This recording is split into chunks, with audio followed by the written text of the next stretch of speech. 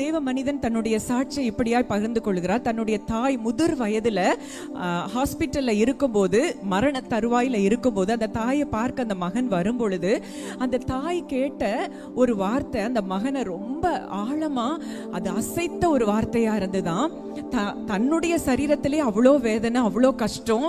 ஆனா மகனை பார்த்த உடனே, அப்பா நீ சாப்பிட்டியா அப்படின்னு சொல்லி அந்த தாய் கேட்கிறாளாம்.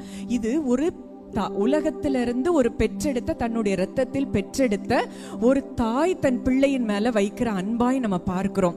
ஆண்டவர் சொல்றாரு, ஸ்திரீயானவள் தன் கர்ப்பத்தின் பிள்ளைக்கு இறங்காமல் தன் பாலகனை மறப்பாளோ, அவள் மறந்தாலும் நான் உன்னை மறப்பதில்லை.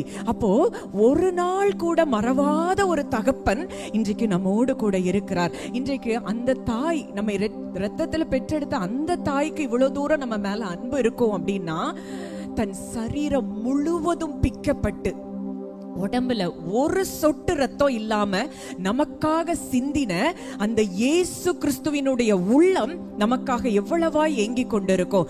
ஏன் பிள்ளை, ஏன் பிள்ளை, ஏன் பிள்ளைன்னு அந்த ரத்தம் ஒன்னொன்னும் நமக்காக துடித்து கொண்டிருக்கிறதா. அவர் சரீரத்திலிருந்து ரத்தம் பீரிட்டு வரும் பொழுதெல்லாம் அந்த ரத்தத்தின் ஒவ்வொரு துளிகளும் நமக்காக அந்த ரத்தம் துடித்து கொண்டிருக்குதான். நம்ம பொதுவா சொல்லுவோம், என் இருதயம் துடிக்குது, என் ரத்தம் துடிக்குது என் பிள்ளைக்காக அப்படின்லாம் சொல்றோம். அதை காட்டிலும் மேலான அன்பு இயேசு கிறிஸ்துவின் அன்பு. அவருடைய ஒவ்வொரு துளி ரத்தமும் நம்ம மேல அன்பு செலுத்துகிறதை அது குறிக்கிறதா இருக்கிறத நம்ம பார்க்கிறோம்.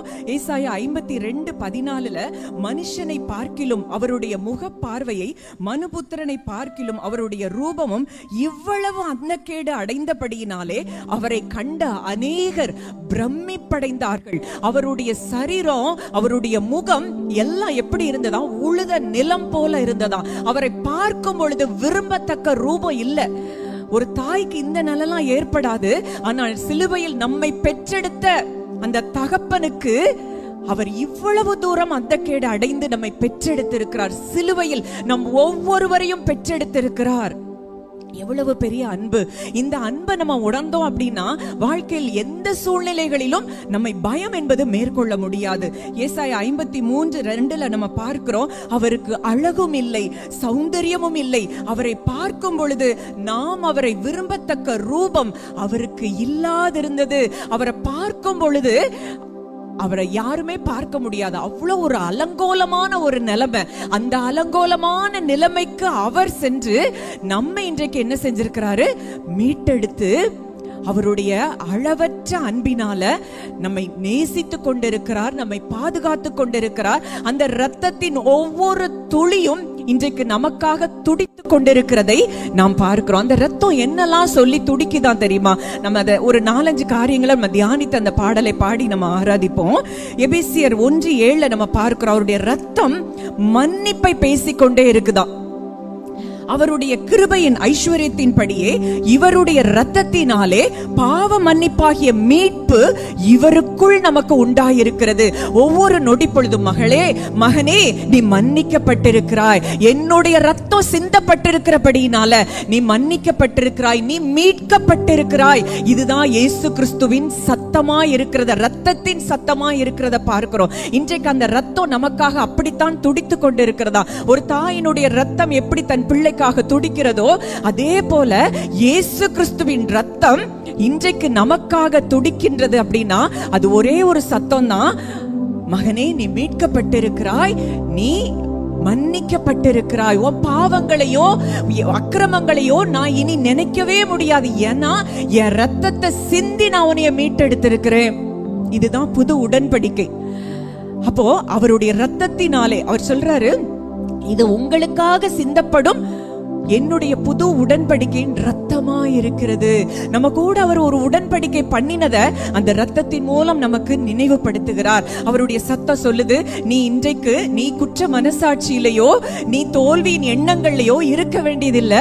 நீ மன்னிக்கப்பட்டிருக்கிறாய், நீ வெற்றி பெற, நீ வெற்றியாய் வாழ அழைக்கப்பட்டவள், அழைக்கப்பட்டவன் அப்படின்னு சொல்லி அவருடைய ரத்தம் என்ன செய்தான், நமக்காக துடித்து கொண்டிருக்கிறதா. அடுத்ததா அவருடைய ரத்தம் நம்ம என்ன செய்து சுத்திகரித்திருக்கிறது. இயேசு கிறிஸ்துவின் ரத்தம் சகல பாவங்களையும் நீக்கி நம்மை சுத்திகரிக்கும். அப்போ இன்னைக்கு டோட்டலா ஒன்ஸ் ஃபார் ஆல், இதுவரைக்கும் பிறந்ததுல இருந்து நம்ம செய்த அத்தனை பாவங்களையும் நீக்கி நம்மை அவருடைய ரத்தம் சுத்திகரித்திருக்கிறது. அவர் ரத்தம் அதை தான் சொல்லிட்டே இருக்கு. மகளே, நீ குற்ற மனசாட்சிக்குள்ள போக வேண்டாம். எபிரேயர்ல பார்க்கிறோம், மனசாட்சியை, குற்ற மனசாட்சி, செத்த கிரியைகளார அவருடைய ரத்தம் என்ன செஞ்சிருக்குதான், சுத்திகரித்திருக்கு. நம்ம மனசாட்சி அப்பப்ப சொல்லும், இன்னைக்கு நடக்கிற காரியங்களுக்கெல்லாம் என்னைக்கோ நீ அந்த காலத்துல நீ அப்படி பண்ணல, அதனாலதான் உனக்கு இப்படி வருது. இன்னைக்கு உன் பிள்ளைங்க வாழ்க்கை இப்படி இருக்குதுன்னா நீ என்றைக்கோ பண்ணின தவறான காரியங்கள் தான். இப்படியெல்லாம் அவன் குற்றம் சுமத்தி கொண்டிருக்கிறான். ஆனா இயேசுவினுடைய ரத்தம் என்ன சொல்லுது? அதுதான் ஜீவன், அதுதான் சத்தியம். அவர் ரத்தம் சொல்லுது, நீ முழுவதுமாய் பரிசுத்தமாக்கப்பட்டிருக்கிறாய், நீ கழுவப்பட்டிருக்கிறாய். அவருடைய ரத்தம் செத்த கிரியைகளை நம்முடைய மனசாட்சியை சுத்திகரித்திருக்கிறது. இன்னைக்கு பல வேளைகள்ல நம்முடைய மனசாட்சியை தான் குற்றப்படுத்தி கொண்டே இருக்கிறான் பிசாசு. ஆனா அவருடைய ரத்தத்தின் சத்தத்தை மாத்திரம் பார்ப்போம் அப்படின்னா விடுதலையான ஒரு வாழ்வை நம்ம வாழ முடியும். அடுத்ததா, அவருடைய ரத்தம் நம்மை தேவனோடு கூட சமாதானப்படுத்தி இருக்கிறதை நம்ம பார்க்கிறோம். தைரியமாய் இன்னைக்கு அப்பான போறக்கூடிய கிருபாசன தண்டைக்கு போகக்கூடிய ஒரு கிருபைய அவருடைய ரத்தம் நமக்கு தந்திருக்கிறது. அவருடைய ரத்தம் சொல்லுது, அப்பா நீ எப்பனாலும் நீ அப்பா கிட்ட போலாம், என் ரத்தம் உனக்காக சிந்தப்பட்டிருக்கிறது அப்படின்னு சொல்லி அங்க தேவன் சொல்லுகிறத பார்க்கிறோம். இந்த ரத்தம் இன்றைக்கு அவருக்கு தேவையில்லை, பிதாவுக்கு தேவையில்லை. ஆனா நம்ம மனசாட்சிக்காக அவர் ரத்தம் சிந்தப்பட வேண்டியதா இருந்ததை நம்ம பார்க்கிறோம். அடுத்தது, அவருடைய ரத்தம் வெற்றியை கொடுக்கிற ரத்தம். ரத்தம் ஒவ்வொரு நிமிஷமும் நமக்கு சொல்லுது, நீ வெற்றி அடைய பிறந்தவள், நீ வெற்றிக்காக பிறந்தவள், நீ தோல்வி அடைய பிறந்தவள் அல்ல. ஆட்டுக்குட்டியானுடைய ரத்தத்தினாலும் சாட்சியின் வசனத்தினாலும் சாத்தானை ஜெயித்தார்கள். இன்னைக்கு அந்த ரத்தம் நம்ம என்ன செய்து ஜெயிக்க வைக்குது எல்லா சத்ருவையும். முதல் ஆதாமின் மூலம் வந்த எல்லாம் நம்மை பின்தொடர்ந்து வந்த அத்தனை சத்ருவின் வல்லமைகளிலும் இருந்து நம்மை ஜெயிக்க வைக்கிற ரத்தம் தான் இயேசு கிறிஸ்துவின் ரத்தம். அந்த ரத்தத்தை நம்ம ஆராதித்துக் கொண்டிருக்கிறோம். அந்த ரத்தத்தை நம்ம உணர்ந்தவர்களாய் ஆராதிக்கும் பொழுதே இன்றைக்கு உங்கள் வாழ்க்கைக்கு எதிராய் வந்த அத்தனை சத்ருவையும் நீங்கள் ஜெயித்து ஜெயமாய் எழும்ப முடியும் என்கிறதுல சந்தேகமே இல்லை. ஏன்னா நமக்கு எல்லாரும் கிறிஸ்துவுக்குள் இருக்கிறோம். கிறிஸ்துவுக்குள் இருக்கிற நமக்கு எப்பொழுதும் வெற்றி தான். கிறிஸ்துவுக்குள் எப்பொழுதும் எங்களை வெற்றி சிறக்க பண்ணி, நம்ம பவுல் சொல்ற ரோமர் 8 இவை எல்லாவற்றிலேயும் நாம் நம்மில் அன்பு கூறுகிறவராலே முற்றிலும் ஜெயம் கொள்ளுகிறவர்களாய் இருக்கிறோம். எந்த பகுதியிலையும் நம்ம வாழ்க்கையில தோல்விங்கிறத நம்ம பார்க்கவே முடியாது. ஏன்னா நம்ம எல்லாரும் ஒரு பிரமாணத்துக்குள்ள வந்துட்டோம். ரோமர் 8:2 பார்க்கிறோம், ஜீவனின் ஆவியின் பிரமாணத்துக்குள்ள நம்ம வந்துட்டோம். அப்போ பாவம் மரணம்ங்கிற பிரமாணம் முதலாதாமிற்கு ஆளுகை செய்த முதலாதாமின் கீழ் வந்த அத்தனை சந்ததிகளையும் ஆளுகை செய்த அந்த பாவம் மரணம் அப்படிங்கிற பிரமாணம் அப்படின்னாலே என்னது? லா. எப்படி புவியீர்ப்பு விசை செயல்படுகிறதோ அதே போல ஆதாமின் சந்ததிகளாய் வந்த முதலாதாமின் சந்ததிகளாய் இருந்த எல்லாரையும் பாவமும் மரணமும் ஆளுகை செய்து கொண்டிருந்தது.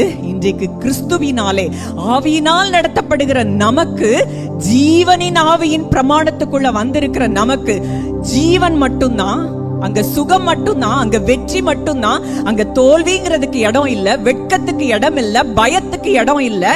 எல்லா பகுதிகளிலும் உங்க வாழ்க்கையில ஜீவனும் சுகமும் வெற்றியும் உண்டாகிறத நீங்க பார்க்க முடியும்.